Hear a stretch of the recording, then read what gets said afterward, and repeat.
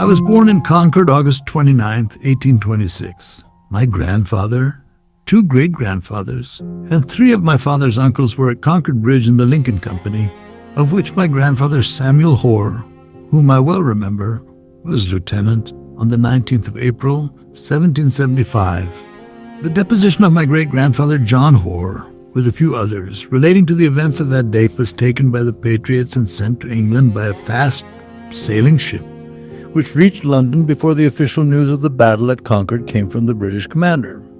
John had previously been a soldier in the Old French War and was a prisoner among the Indians for 3 months. His life was not a very conspicuous one. He had been a selectman of Lexington, dwelling in the part of the town afterward incorporated with Lincoln.